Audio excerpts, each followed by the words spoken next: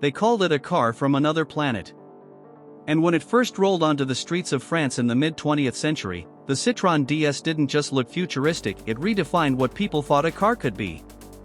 Now imagine that elegance, that revolutionary engineering, stripped of its roof and transformed into one of the most graceful convertibles ever to roll on four wheels. This is the 1966 Citroën DS Décapotable, and today on Heavy Duty, we're taking a deep dive into one of the most iconic, influential, and flat-out beautiful automobiles to ever emerge from Europe. The story of the DS begins in 1955, when Citroën unveiled the original model at the Paris Motor Show.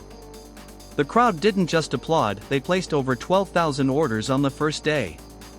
That's how radical this car was. It didn't just impress, it stunned. With its aerodynamic body, futuristic looks, and a ride quality unlike anything else on the market, the DS was a car that left jaws on the floor. But it was the Décapotable, the convertible version, that took all that innovation and wrapped it in pure French glamour. Produced by Henri Chaperon, Citroën's legendary coach builder, the Décapotable version of the DS was never a simple chop-top. It was carefully designed to retain the structural integrity and sophisticated lines of the original car while offering open-air freedom. Chaperon didn't just cut the roof off, he re-engineered the body from the ground up, reinforcing the sills and tweaking the frame to handle the loss of rigidity that comes with removing the roof. The result?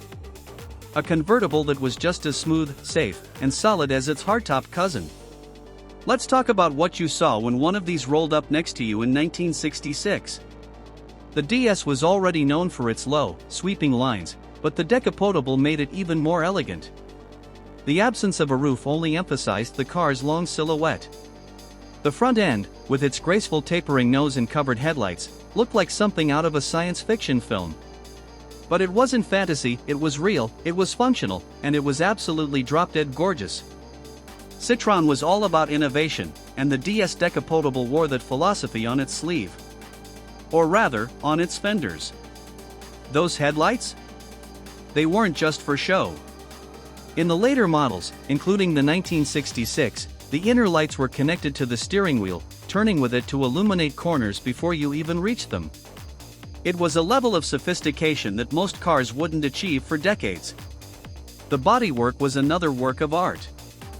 Finished in luscious paints with chrome trim that glinted in the sunlight, the DS Décapotable looked like a sculpture in motion.